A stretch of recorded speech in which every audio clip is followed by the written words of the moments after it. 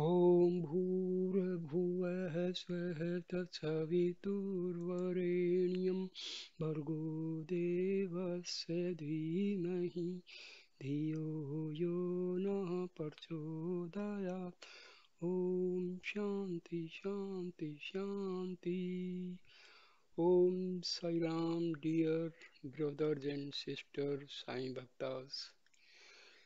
My last video I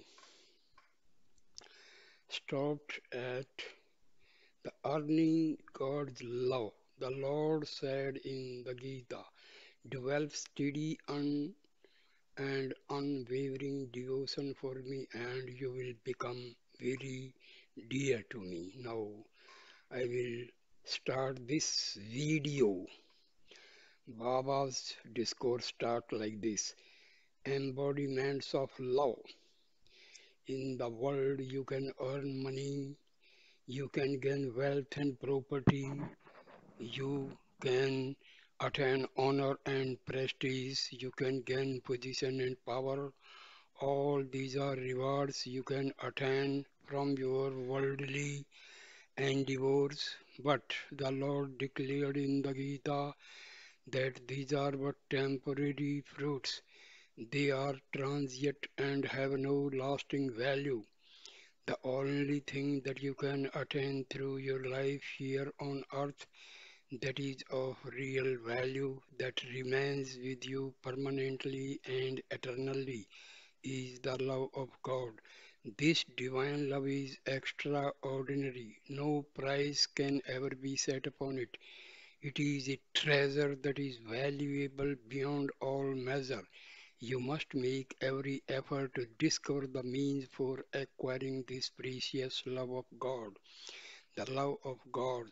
God's love is unconditional. It is the same for all. But what must you do to experience this extraordinary love of God? What path should you follow if you sow some seeds without first weeding and properly preparing the field? You cannot expect to get a good crop. In the same way, in the field of the heart, unless all the bad traits of selfishness are first removed, you will not get a good crop. In the Gita, it is taught that the principal weed that has to be removed from the field of the heart is the attachment to and identification with the body. Even now, you may imagine that you love God, but merely having this thought will not produce any worthwhile results for you. It is like sowing good seeds in barren, unprepared land. The most important thing for you to find out is if you are dear to God. Even if you love God, if you have not transformed your life to become very dear to Him and feel His boundless, unvarying love, then your devotion will not have taken you very near. What then is the way to become dear to God? You will find the answer to this question in the Gita, in the chapter on the path of devotion. The chapter on devotion gives a number of human qualities that are very pleasing to God. It speaks of being resolute and being making a firm commitment to practice only the spiritual teachings in your daily life. It puts great emphasis on developing steadiness of mind under all circumstances and it enjoins you to be fully contented and joyful at all times under all conditions. What is the inner meaning of this last directive? True joy. Consider the feeling you get from singing devotional songs at the spiritual function.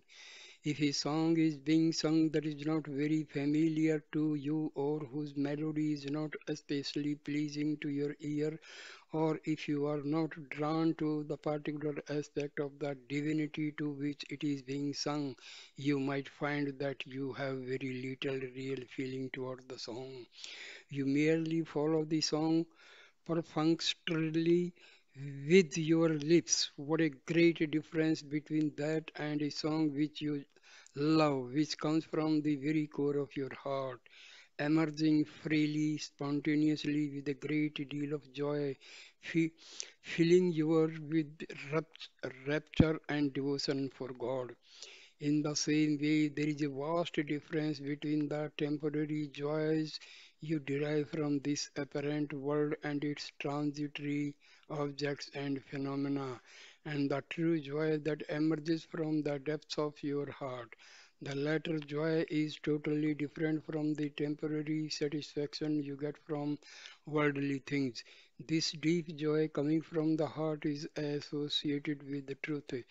It is permanent, it is detached from all transient worldly concerns. It represents the unity of the spirit. For this joy there is no possibility of change. There is nothing that can be added to true joy. It is full and complete in itself. True joy comes from equanimity. Do not be carried away by or attach any importance to worldly things. Use your time and effort to control the vagaries of the mind and develop mental steadiness. Equal mindedness means that you remain unaffected by victory or defeat, by profit or loss, by joy or sorrow. Accept whatever happens, whatever comes your way as the gift of God to be enjoyed with great satisfaction, regarding it as a gift of love given to you for your own good. When your heart is not swayed by worldly things, when you treat all people and all things with equal mindedness, then you will experience true joy. Then your heart will be filled with feelings of love and satisfaction, and you will know the true joy of devotion, courage, and steadiness. Another important quality that every devotee must possess is to be resolute and courageous. It is completely natural for you to have courage and a firm resolve. You can manifest these qualities in a number of ways in life. You may use these attributes to climb mountains. The same sense of adventure and courage may be used for crossing the ocean or traversing through wild jungles. You may also behave in a courageous and resolute manner in earning wealth, acquiring properties, and making a profit. Or you may be brave and courageous but manifest these qualities in a merciless manner. You may choose to abandon all the noble qualities of humanity and divinity and instead acquire the of a qualities of a demon. This firmness and resolve may be used either for good or for bad. How you use these good God qualities depends upon you. Earlier in life, Earlier in his life, the great sage Valmiki was Ratnakara, the despicable robber. At the time, he was using all his courage, prowess, and firmness in an evil way. Thanks to his association with the seven sages and listening to their teachings, advising him to constantly repeat the name of God, he was able to transform his life and use his strong determination and powers for the good of mankind. Soon he had the name of Rama constantly on his tongue. That is how he became the author of the Ramayana, the great epic recounting the life of Rama. Therefore, you should not use your steadiness and firmness in doing bad things or even for ordinary worldly things. Instead, use your courage and resolve to acquire the grace of God. Worship of God with and without a form. In the chapter on devotion, Krishna expounds on the worship of God both with and without a form. The Gita compares these two modes of worship and points out which is better, which is easier and safer for devotees at each stage of their spiritual progress. The Gita declares that it is impossible to realize the formless and attributeless divine principle except by going through the stage of worshipping God with form and attributes. As long as you have attachment to your body and remain steeped in body consciousness, you will not be able to understand and reach the formless aspect of the Supreme. You attain the necessary qualifications to worship the formless only after you have overcome your attachment to the body, your attachment to the world, and all your other attachments. Therefore, as long as you identify yourself with the body and think that you have a particular form, then you must also visualize God with a form. So, you start your spiritual journey by worshipping God in a particular incarnation, having certain recognizable divine qualities. Gradually, after following this path for some time, you can change your practice to worshipping the formless aspect of the Supreme. In truth, the whole world is the form of God. Everything you see everywhere is the form of God. But to begin with, you focus on a particular form of God, one of the avatars or incarnations of God. These divine incarnations are associated with the physical universe. Corresponding to these physical forms, there are the subtle forms of the Lord, which are in the mental or the subtle aspect of the universe. The physical and mental domains have to do with the senses and the minds. Transcending both the senses and the mind is the causal universe. This causal universe is made up of the subtlest manifestation of matter, containing in potential form the seeds of all names and forms. This causal aspect is experienced every night in deep sleep. Here, the formless aspect of the Lord can be experienced. During the waking state, the effect of the mind and the senses will be very strong because they are associated with the phenomenal world. During the dream state associated with the subtle world, the senses will not hold sway over you, but the mind will be very active. In the deep sleep state associated with the causal world, the mind gets dissolved and does not comprehend the sense impressions. It is only in such a state when the mind and the senses are totally inactive that is possible to experience the formless aspect of the divinity. But this can be experienced even in the waking state when the mind becomes perfectly steady and equanimous and the senses are maintained tranquil and inactive. Then you enter the causal state while awake and experience the formless aspect of divinity. Many devotees both base their spiritual experiences only on God manifest in name and form. The form and the formless are both essential for a devotee. It is like having two legs for walking or having two wings to fly.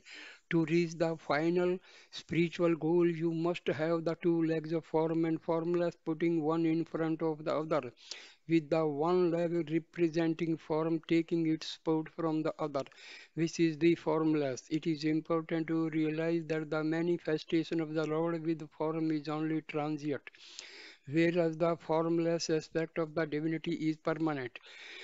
It is ever present and unchanging. Here is a small example to illustrate this principle. Only the formless is the permanent aspect of the Lord. When you come to hear Baba give a spiritual discourse, you will be with about 1,000 others seated in the temple. This will be happening in the physical domain and may last for 1 to 2 hours. Associated with this experience is a given time and activity. But this very same experience can be re experienced even after you go home. Whenever you want to think of it, it will be there in your mind. 1,000 people seated in the temple and Sai Baba giving the discourse. In the external vision and in your experience in the waking state, you can see that all of you are sitting in the temple. What happens when you are back in your home? You find this temple will be in your heart and can be recalled to your mind at any time. You were there for 1 hour, but this can become a permanent experience for you forever even after you leave the ashram.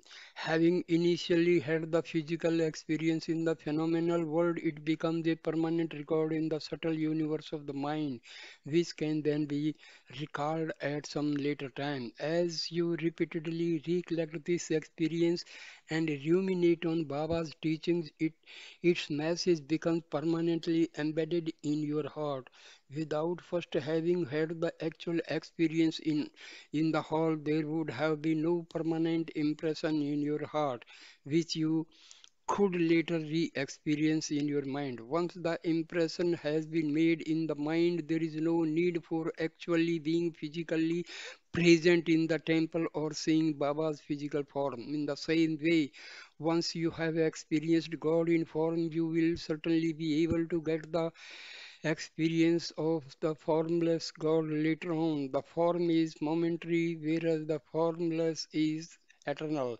But the formless will live on as a permanent entity for you only after being having experienced the divine form and imprinted it on your heart through worship and devotion. Consider another example. Suppose you want to teach the word chair to a small child. If you merely utter the word chair, it does not become clear to him what its form is. However, you can show him a chair like this and ask him to look it over carefully. While he is doing this, you repeat the word chair. Then later on, whenever he sees a chair, he will remember the word associated with the form you have shown him, and he will repeat to himself chair, the form of the particular chair you used to teach him. The meaning of the word may be impermanent. That chair will change, but the word chair and the type of objects it represents will remain. Unless he sees the impermanent form, he will not learn the permanent word chair.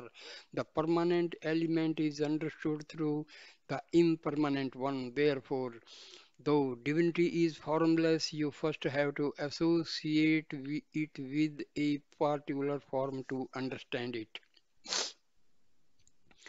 Steady your mind by worshipping the divinity with form. To start with, many people do not even have a firm faith in the existence of God. Most of the time, their mind will be wavering and they will ask themselves, does God really exist?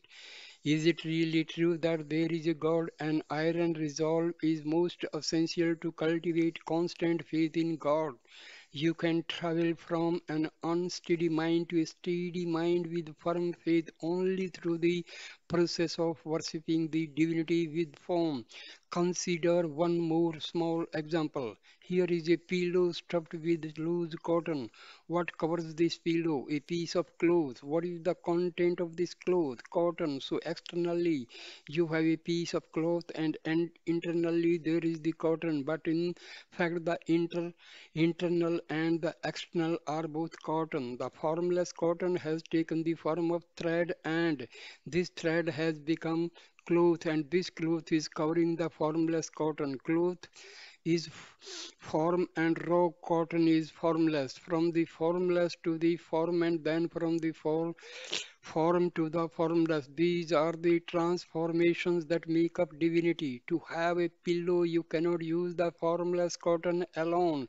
So you must first convert the cotton into cloth, and this cloth having form can then cover the formless cotton inside.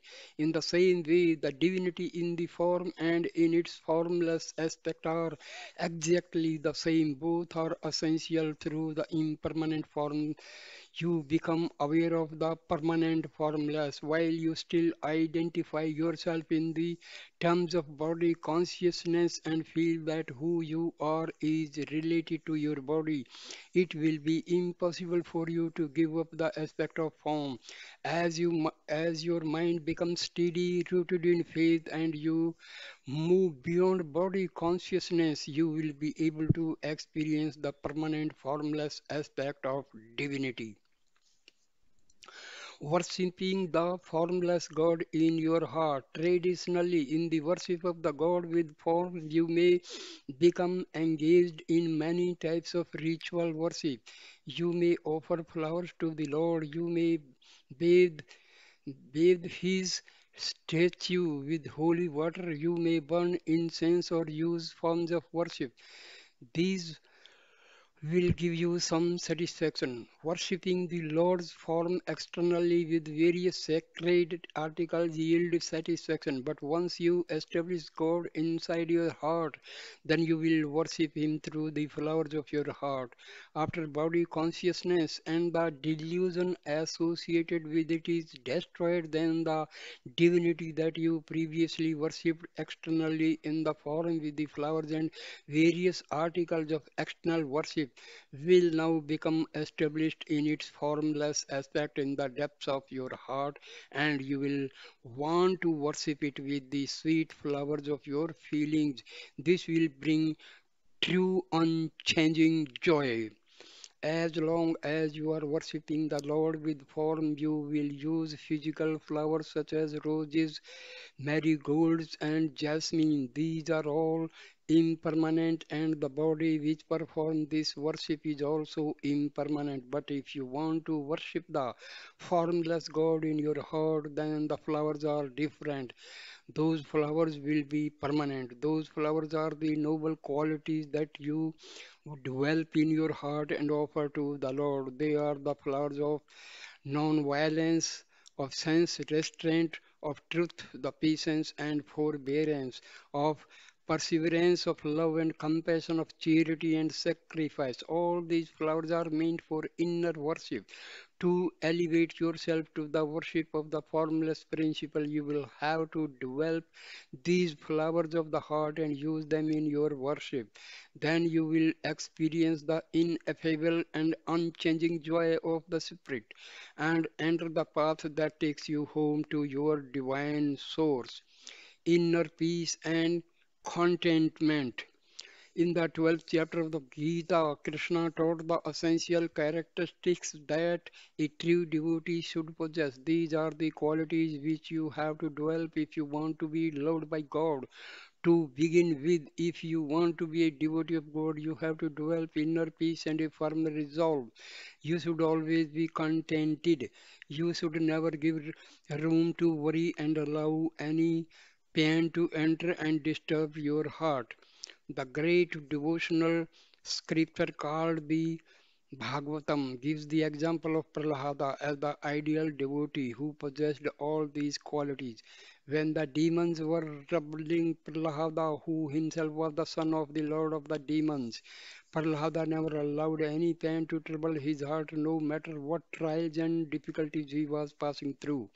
He just kept on repeating the name of the Lord, taking shelter in Him as He, his protector and Savior. He never shed one tear in the midst of all these troubles. Therefore, Prahlada has been described as the one who was fully established in union with the Lord. Even though he was living in the phenomenal world and had a form, he did not allow any desires or attachments to enter his heart. Love all. For a true devotee, there should be no evil traits such as hatred, jealousy, anger, or greed. These are the main obstacles to devotion which enter your being. You must develop a sense of unity with everyone. If you develop hatred towards anyone, you will be hating the very Lord whom you worship. It is because of your inflated ego that you take action against another, in the course of which hatred, jealousy, and anger arise. Therefore, the primary warning given in the Gita says, show no hatred towards any being without uprooting the weeds from the field and preparing it for cultivation. The seeds will not yield a good crop. In the same way, without removing the weed of ego from within your heart, all attempts at spiritual practice will be useless. The most important thing to be learned from the path of devotion is that you should not only love God, but you should also love all beings, treating everyone as God. Worshipping God while harming others cannot be called a devotion. It only reveals the depths of one's ignorance. Such people will never progress on the spiritual path. In the days to come, you will learn the ways that you can develop your faith and through your good actions sanctify your life. It is by developing these desirable qualities and practicing them in your daily life that you will call for the love and grace of the Lord. Inner inquiry, the path of wisdom. Meditation is the steady, uninterrupted practice of contemplating God. This is the principal spiritual activity taught in the Gita. Thinking of God now and then cannot be called meditation. Meditation is thinking of God at all times, under all circumstances. It is a continuous, unceasing process. Embodiment, embodiments of love. The constant remembrance of God is the method in which you continuously keep turning the mind inwards to become united with the indwelling Lord. This can correctly be called meditation. Any practice that you engage in periodically is a concentration practice. Such a practice will usually focus on a chosen object and be associated with a particular place and time. True meditation, on the other hand, goes on continuously. It is completely free of all objects and phenomena and completely transcends the element of place and time. Therefore, in the Gita, the ongoing practice of meditation has been described as superior to any type of periodic practice. But there is a practice even superior to meditation. The ultimate spiritual practice is the development of wisdom. Wisdom emerges from inner inquiry. It is the spiritual practice of looking deep into the essential nature of everything. If you faithfully pursue this inquiry, you will gradually reach the supreme state of peace and bliss. This is the unique goal of human life, a goal which all mankind will one day achieve. The three stages on the wisdom path. To reach the state of abiding inner peace, you begin by inquiring into the very heart of everything. This is the process of inner inquiry. First stage on the wisdom path, then you must make use of the deep insights you have gained by applying the spiritual teaching to every detail of your daily life. This is the second stage. If you continue with this practice unfailingly, then in time you will reach the goal of God realization and enjoy unending bliss. This is the third and final stage on the wisdom path. You can compare the first stage to the period of life when you are a student. As a student and spiritual seeker, you are most active in acquiring knowledge. When you are in the stage, you inquire into the principle which underlies everything in the universe. You try to understand the deeper meaning of the great wisdom sayings, such as that thou art.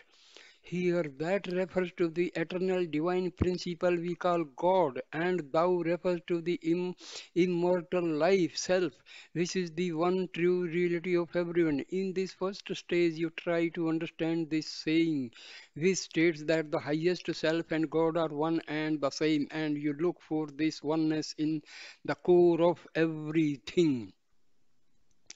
So you start off by seeking the unity underlying everything in existence. Then, having become aware of it, you live your life by applying this great truth to all your daily activities. This second stage can be compared to the period of life when you are employed and busy in your profession. If you have not pursued your education and earned good qualifications, you will not be able to find an appropriate position. Therefore, in the first stage, you acquire a good education and develop your knowledge so that in the next stage, you can put that education into practice and use it to do your life's work. The third stage can be likened to the later period of life when you are retired and become a pensioner. You receive a pension only after you have completed your working career. You start your career and gain employment in the first place only after you have successfully completed your education and acquired qualification.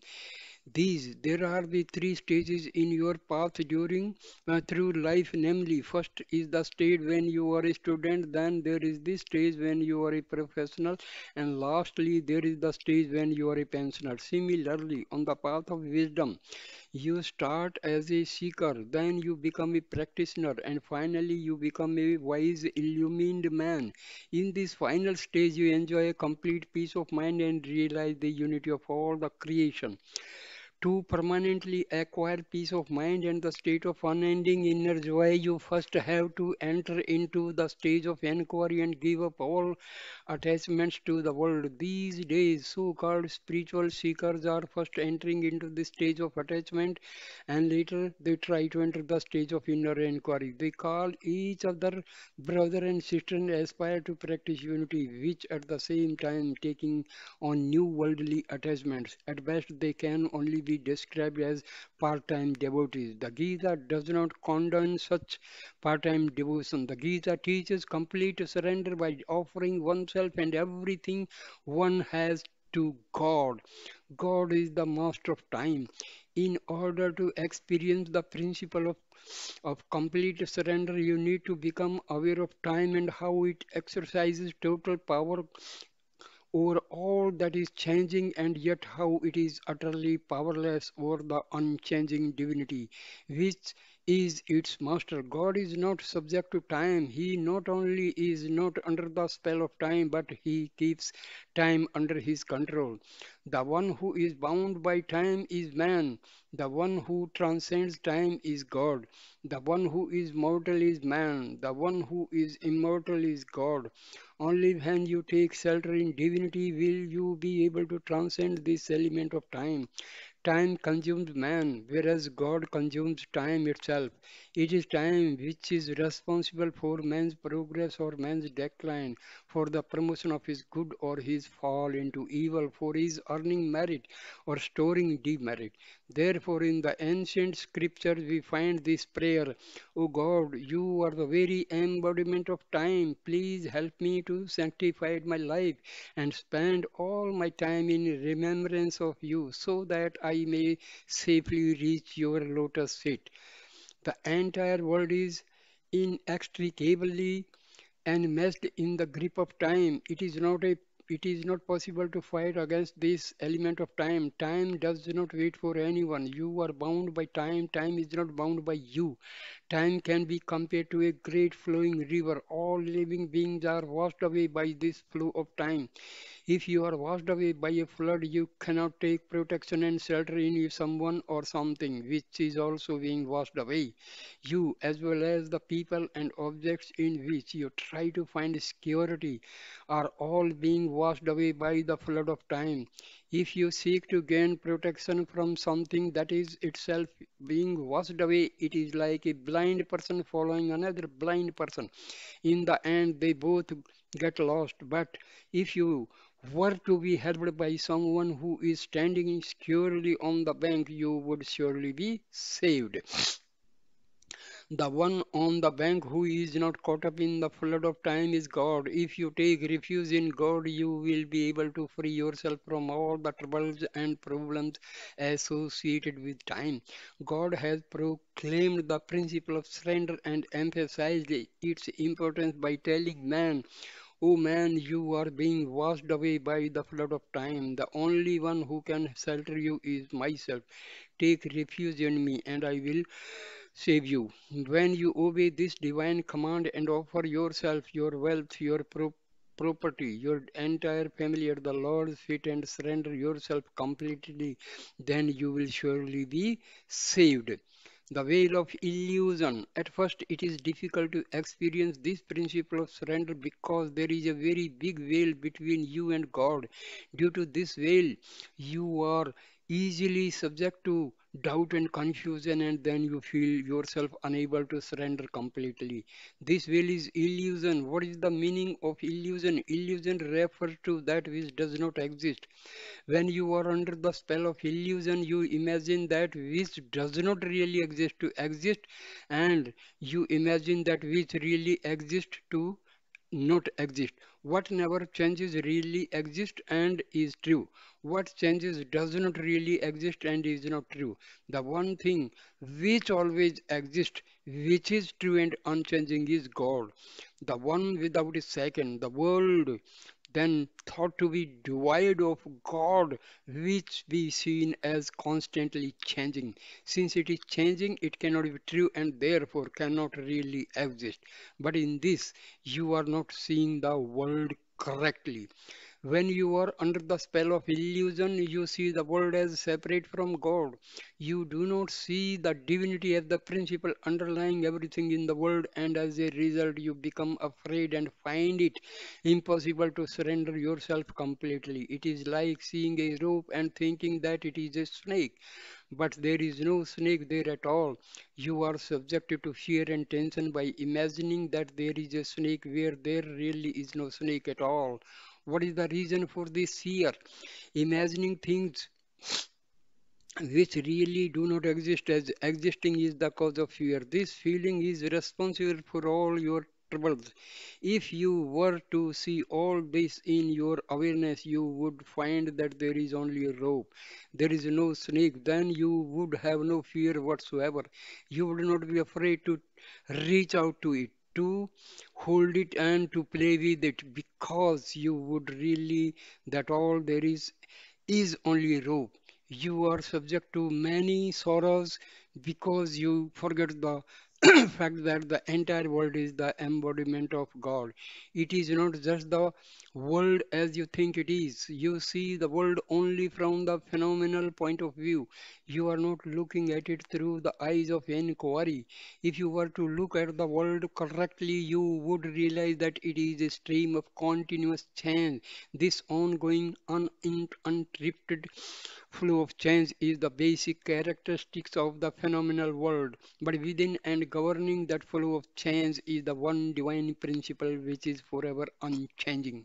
It can be likened to a river. The water in the river will flow continuously and give rise to the apparent effect of a steady stream flowing without end. But at any given period of time and at any particular place along the river, the particles of water rushing by will all the different. Some will be muddy, some will contain rocks, some will be foamy, some will be pure water. Although the flow is continuous, the exact makeup of the time is constantly changing. We see that the river is a combination of both changing and unchanging elements. In a similar way, beings which are the expressions of life are born and die, although they come and they go. There is a continuity of life in the world. Life which goes on continuously can be considered to be truth, whereas living beings which are born and die and are constantly changing represent untruth. Therefore, the changing expressions of life are untrue, but life itself, which is a steady stream whose essence is the divinity, is true. The world as a river of truth and untruth. That is why the world has been likened to a river where reality has become associated with unreality or change. You can consider it a stream of changing truth, truth which is qualified and not fully true. The world is a combination of pure truth, which remains the same and never changes, and untruth, which deals with things that are constantly changing. The wisdom teachings have described this state as truth untruth, namely a mixture or combination wherein both truth and untruth coexist. Spiritual practice is the process whereby you separate the truth from the untruth and retain the truth. You see the illusion that the world exists separately from yourself and God for what it is, namely untruth. Once recognized as untruth, you are no longer deluded by it, and the truth, which is the unity of God, man, and world, stands unrevealed. Ignorance, nature, world, illusion, mind, Maya are all synonymous. They are all the illusory power of God, thinking that things exist which do not really exist, and coming under their spell is illusion. A saint summarized this: God is true, but the world is false. You must understand this statement correctly. What it means is that our mistaken perception and experience of the world is untrue. The world itself, in a sense, is true. God is the one unchanging basis of this world of change. When you examine this in some depth, you discover that the world is truly not world but the divinity itself. Hold on to God alone. In the Gita, Krishna told Arjuna, Arjuna, you are subjecting yourself to this element of time. You are getting yourself caught up in its flow and you are going far, far away from me. Surrender yourself to me and all your sorrows will soon be removed. When you are associated with God, when you are near Him, illusion cannot harm you. Here is a small example for this. In the expensive homes of the wealthy, there will often be a watchdog guarding the gate to keep people out. This dog is not like a street dog. It has been brought up by its owners with great affection and has been carefully trained. This dog does not go on barking whenever it sees people walking or moving about. It starts barking only when someone comes near the gate and tries to get in. When they see the dog and hear the barking, most visitors will quickly leave the gate and go away. Others, however, who have taken a firm resolve to meet the owner of the house will continue to stand there and loudly call out to the owner of the house. Eventually, the owner, hearing all the commotion at the gate, will look out from his upstairs window to see who is standing at the gate. Once the owner recognizes the person waiting there to be his friend, he will come down, go to the gate, let his friend in, and take him upstairs into the house. When this apparent stranger who had been waiting at the gate turns out to be a friend of the master of the house and goes with him, the dog will no longer bark at him or try to harm him. The dog now knows that this person is being allowed in by the owner himself. Illusion can be compared to this dog. It guards the gate of the liberation and bliss. If a person comes who is not a friend of the master of the house, if he has nothing to do there but insist on coming in through the gate, the dog will catch hold of him. Fearing the consequences of being accosted by the dog, most people will run away. In a similar fashion, most people, as soon as they experience some difficulties on the spiritual path, will choose to turn away instead of persisting on their quest, undaunted by difficulties, and so they do not reach their goal and thus continue to be buffeted by the spell of illusion. But a real devotee, who in this example is the person with a strong determination to reach the owner of the house, does not mind the dog at all. He remains at the gate and attracts the attention of the master and stays there until the master comes out. To such a persistent one waiting at the gate, even the barking of the dog, even the pain caused by illusion is helpful because the pain draws the attention and compassion of the master inside. The master turns his gaze on the devotee, recognizes him, and takes him into the house. Therefore, only the one with courage and strong, resolute nature who has decided to remain there no matter how ferociously the dog is barking will get to see the master and be able to enter this palace of ultimate peace. Conquer your senses. The five senses and the senses objects we perceive with them represent this dog of illusion, which will distract you and keep you from reaching God. It is for this reason that Krishna told Arjuna, Arjuna, you are attached to or so many sense objects, therefore you are ruffled by events. You have not been able to control your senses and you have not been able to develop concentration. Therefore, you have not been able to establish the divinity in your heart.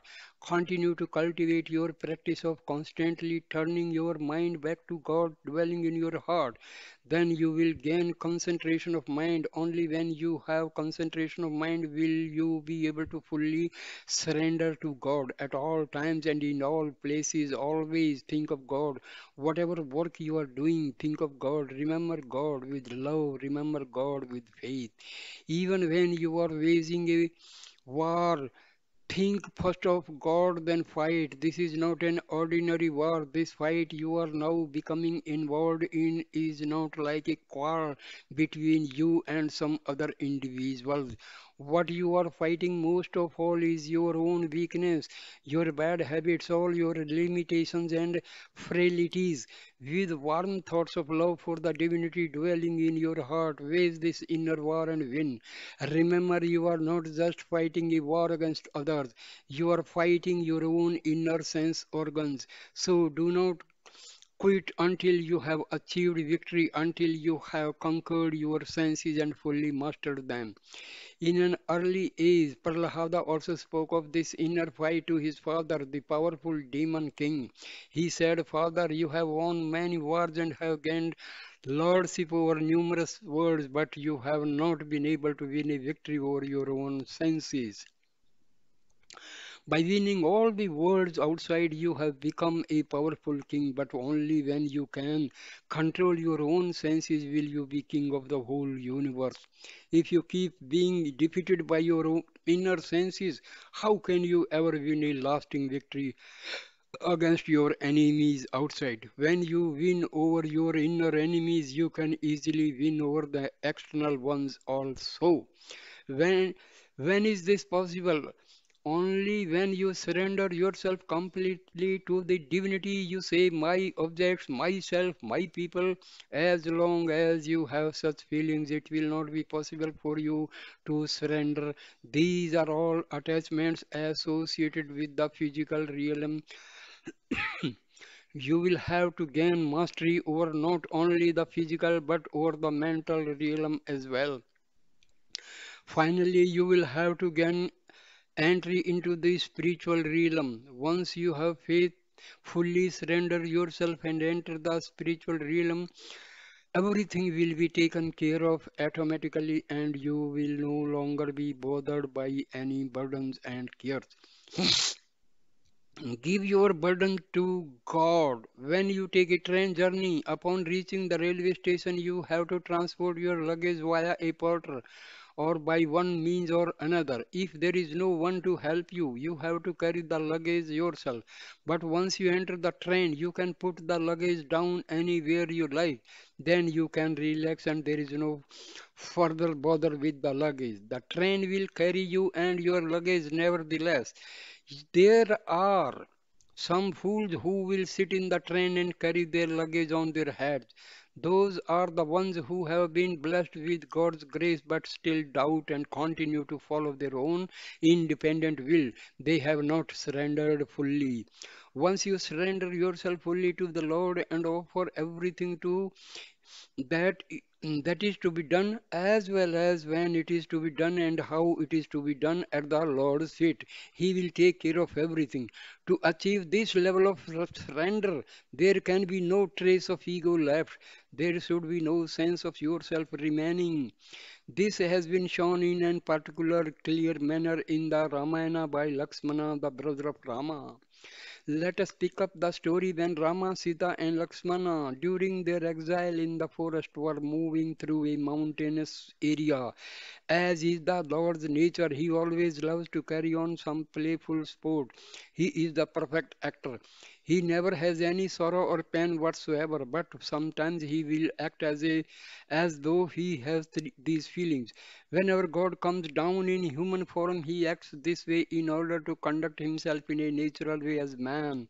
The human form is taken on by him so that he can easily accessible to people. On that particular day, Rama, the incarnation of God, acted as though he was very tired. He was removing the sweat from his brow and telling Lakshmana, Lakshmana, I am so tired, I don't think I will be able to go any further. Please put up a hut somewhere nearby so that we can take a little rest. Lakshmana asked Rama, brother, where shall we have this cottage? Rama said, you can decide for yourself which place will be most appropriate and then put it up. Lakshmana responded, Rama, Rama, what have I done? What is my error? What sins have I committed to hear these words? Please let me know why you have spoken to me like this. Now Rama knew the mind of Lakshmana, and so he knew why Lakshmana was saying this. But in order to help Sita understand the level of Lakshmana's surrender, Rama said, Lakshmana, please tell me what is troubling you. What have I said that has made you feel so much pain? Lakshmana replied, I have given up everything. I have given up wife, mother, father, kingdom, everything. I have come along with you feeling that you are the father, that Sita is the mother, and that wherever you are in your beautiful capital city of Ayodhya, I have come only to implement your will. I have given up my own individual will, and now you ask me to construct a hut and choose the place in which to build it. Your command is my only thought. I have no other thoughts than that. Whatever is your will, I will do. My only duty is to obey you. My only goal, truly my everything is you. You alone must tell me where the hut is to be put. Sita realized the depth of Lakshmana's devotion and surrender. She turned to Rama and asked him to relieve Lakshmana's distress by designating the site for the hut himself. Surrender fully to God. The basic lesson of this story is that man should not have any desire separate from the one desire to fully surrender to God.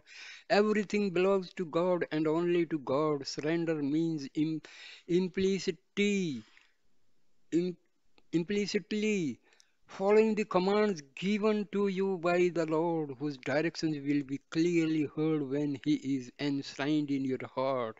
Surrender is the basis of the declaration. Come and sit in my train, and I will look after you. Let go of your ego sense and desire. Don't carry your luggage on your head and suffer. In this context, Krishna taught surrender as the highest and most important stage of devotion. Once you have surrendered yourself fully to the Lord, you will gain His grace. Wherever you are, be it in a town, in a village, in a forest, or in the sky, I'll be your refuge. Come and surrender to me. That is the command of the Lord, and that is also His promise. Once you are His, He will shelter you and protect you from all harm. But surrender does not mean giving up your discriminating faculty. You must discern what are desires and what is truly divine, and surrender all your worldly desires, offering them to the divine. Make yourself, make your every effort to discover the right way to surrender yourself and thereby sanctify your life and reach the goal. Find God in your own heart. The Lord stated in the Gita, only when you renounce all selfishness and attachment, only when you treat joy and sorrow with an equal mind and practice forbearance in all circumstances, will you become my devotee and very dear to me.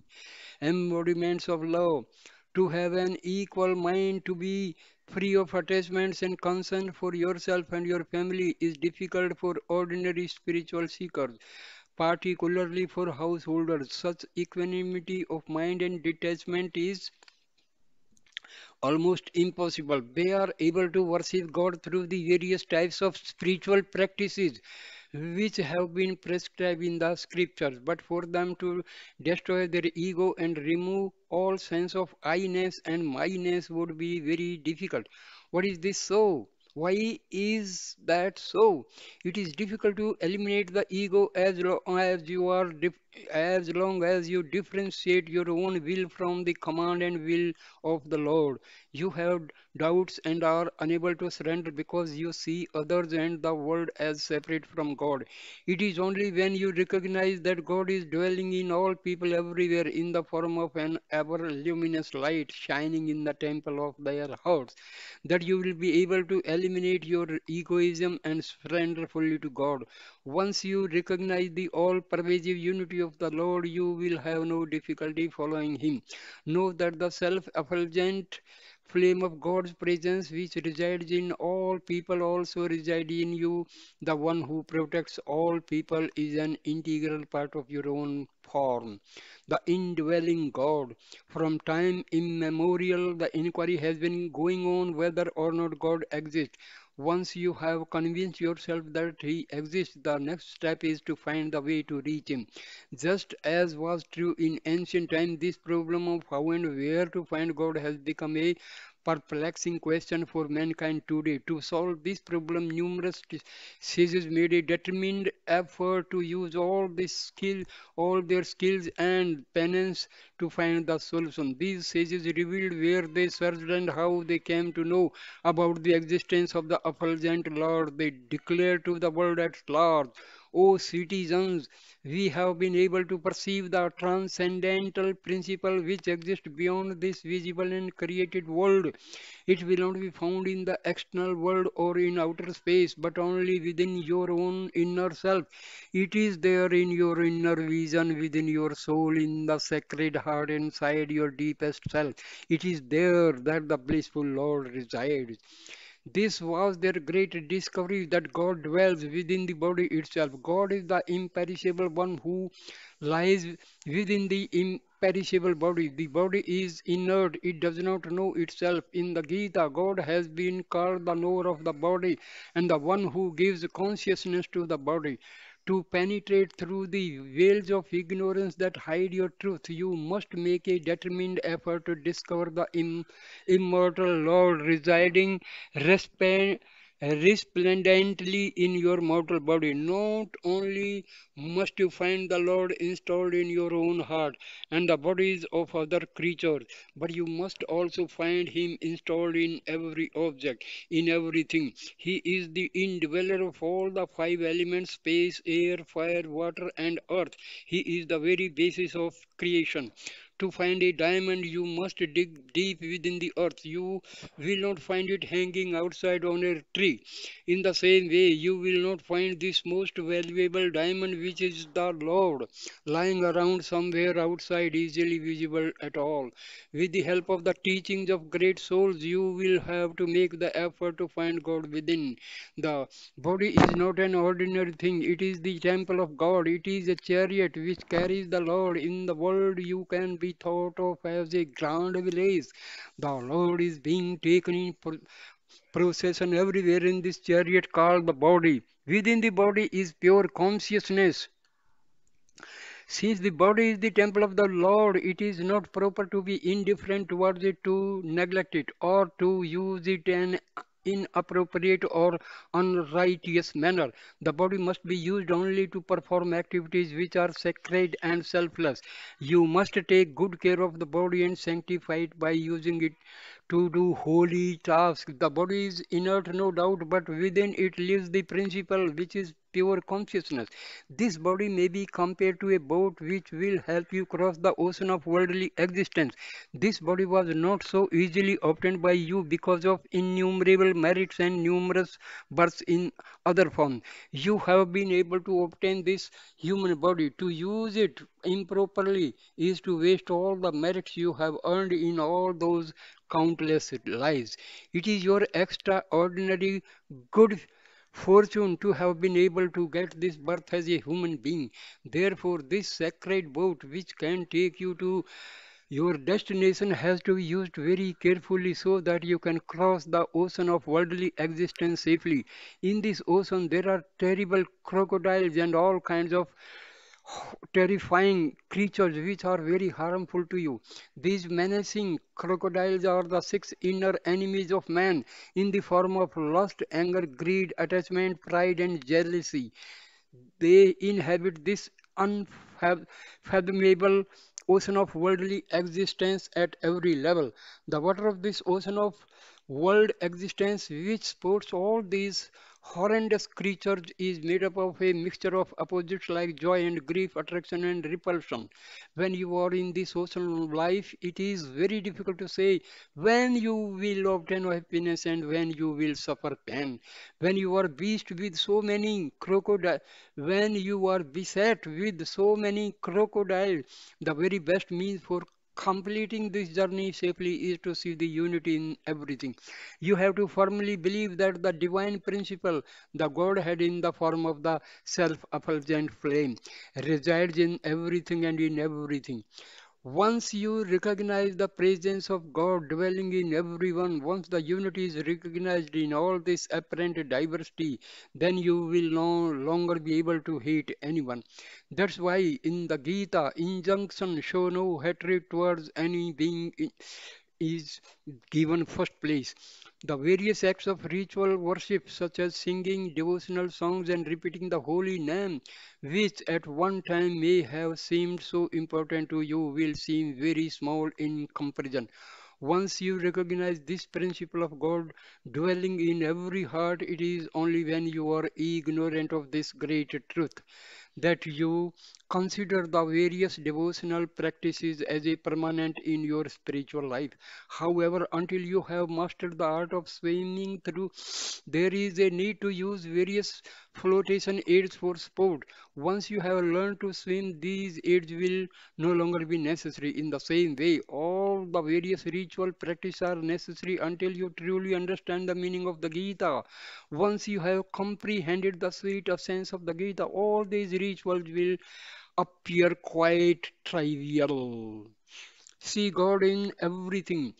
In the chapter on devotion in the Gita, the noble characteristics that endear a devotee to God are described. It is emphasized there that once the inner enemies of man are brought under control, these characteristics will naturally blossom forth in the individual.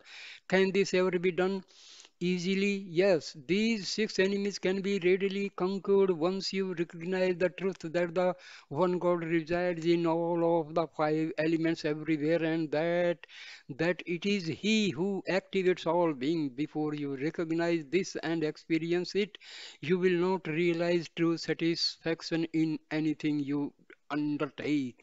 If you keep some salt in your mouth, then even if you try to swallow some sweet juice, you will still get the taste of salt. First, you have to get rid of the salt and wash your mouth well, then you will be able to taste the sweetness. When the salt is gone, you can enjoy the full, unpolluted sweetness of the juice you have taken in. Similarly, it is only when you are able to conquer the ego by removing all the bad traits which have become an integral part of you, that you will be able to enjoy the sweetness of compassion, the sweetness of sacrifice, the sweetness of charity, the sweetness of sympathy, and the sweetness of divine love. To begin with, try to understand what true devotion really means. Devotion means an all absorbing love for God. When you develop devotion and turn all your love towards God, everything that is necessary will be added unto you. You will develop the capacity to sacrifice yourself. You will expand in love. Love is the very life breath of a human being. Without love, you cannot live. Love is a very sacred quality, as was referred to earlier. A great sage in the ancient time told his wife, all the love that you have is really for the sake of your higher love. Love is not for the sake of others, but only for the higher self.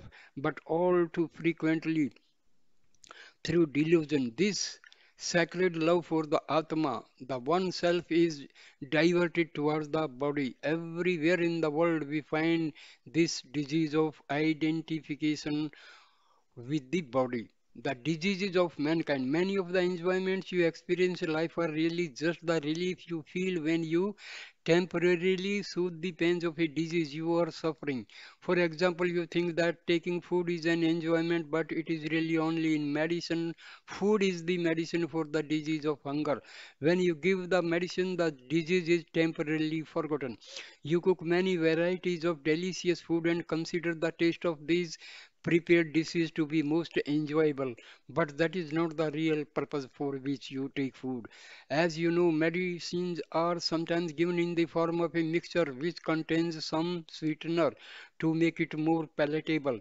In the same way, to treat the disease of hunger, there will be a meal containing a mixture of ingredients, some of which are particularly flavorful and pleasant to the taste. But in the final analysis, the meal can only be thought of as a form of medicine to treat the disease of hunger that afflicts you.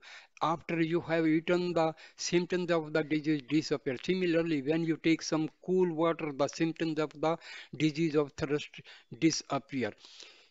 We have previously discussed the six inner enemies of man: lust, anger, greed, attachment, and pride and jealousy. They can also be described as desire, hatred, possessiveness, infatuation, arrogance, and envy. These are the most deep seated diseases of mankind. It is only when you engage in practices which serve as medicines to contract these diseases that they will diminish and disappear. During your whole time, you have been deluded into thinking that you are enjoying different types of pleasure, but in fact, you are afflicted with these diseases.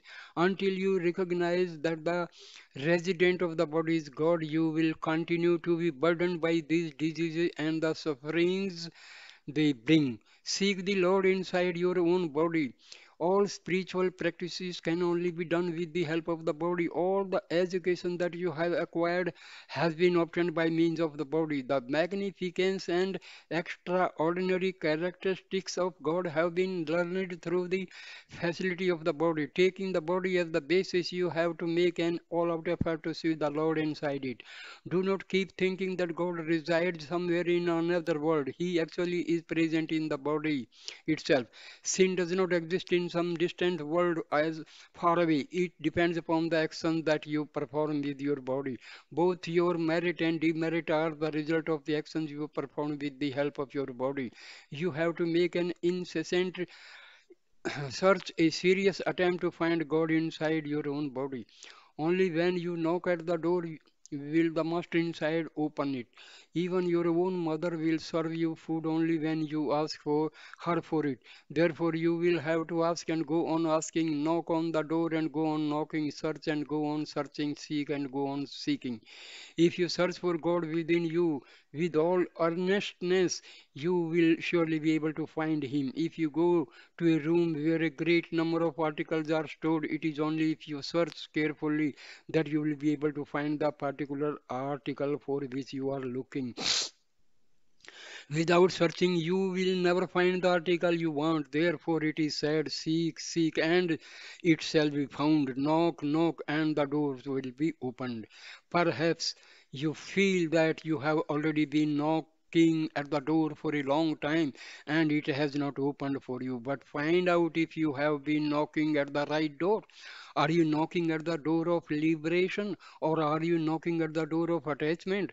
Are you knocking at the door where God is residing or are you knocking at the door where the devil is dwelling?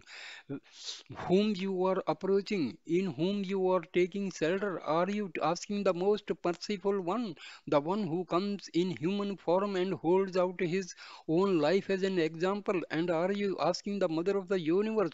Are you asking for food from her or are you seeking for food from the devil? You may even be looking at the Lord, but you are not asking for the divinity itself. No doubt you are praying to God, but you are asking for petty material things and worldly things. You are at the wish fulfilling tree and you are asking for trivial coffee powder. You have to pray for the wish fulfilling tree to grant you the transcendental principle which will fill you forever with the eternal bliss. Your devotion must go on increasing and progressing. Keep in mind the firm belief that God is residing inside your own body. If you want to seek and search for the Lord who is residing inside you, you have to turn your vision inward. How should you aspire for the Lord? You have to cry the way a calf cries for its mother who has left it and gone off with the herd. You have to cry like a chaste woman who has lost her husband and wails in pain at the separation. You have to cry in the way that a childless couple implores and pleads with the God for a child. This is how you should pray to the Lord, full of devotion, longing to realize His presence with you. Harmonious all your thoughts and words and deeds.